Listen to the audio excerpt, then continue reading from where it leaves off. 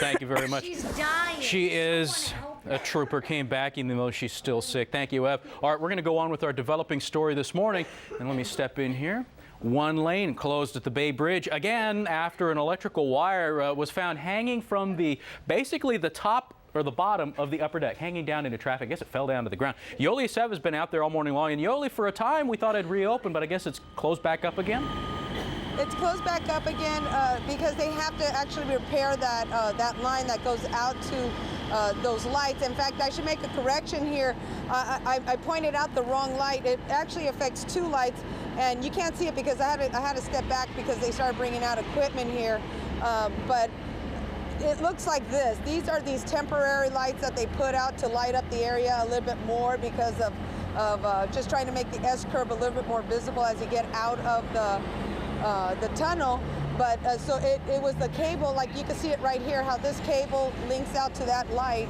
Only it was on this side, and like I said, it's a little hard to see because this pillar's in the way.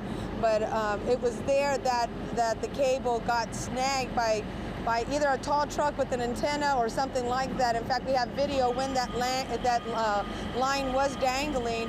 And this was like about just before 7 o'clock in the morning. You know, CHP, since they have those extra patrols out here on the bridge, they really got on gear really quick. They closed off the number 5 lane, and then they got Caltrans out here, and they were able to cut that line down. And before you know it, by 7:15, that was basically out of the way and taken care of for the most immediate. And then I think temporarily, it did seem that the lane number 5 was open, and they're closing it down again because they do have to come up with the permanent fix on that line that was broken. So they're still in the midst of trying to assess that and seeing what's the best fix on that. Other than that, James, traffic seems to be flowing through pretty smoothly. And I should mention that, you know, the reason why it probably snagged because this area here is actually, it's the temporary fix. In fact, let me just zoom out. This whole thing right here, right? This is the temporary for the detour and some of the work that they're doing temporarily.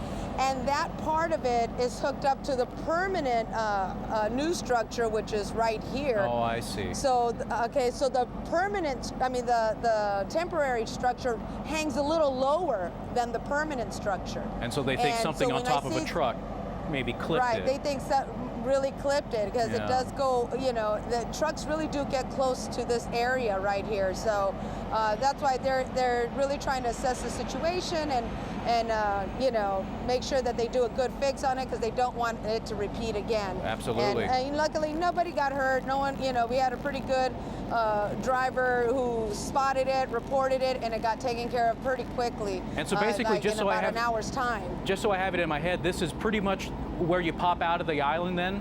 I mean, I'm sorry, this is on the east. Yeah. This is on the eastern side of the bridge, and this is the tunnel coming out of Yerba Buena Island. And just as you get out of the tunnel, that's where that line was dangling. Gotcha. Literally, just as you get out of the tunnel. Just before you start making that S-curve. Right before the S-curve. Okay, right, got exactly. it. All right, Yoli, thank you much. So again, that one lane closed, but obviously since it's not in the commute direction, it looks like everything's getting by all right for now. Daria? All right, 9:08 is the time right now.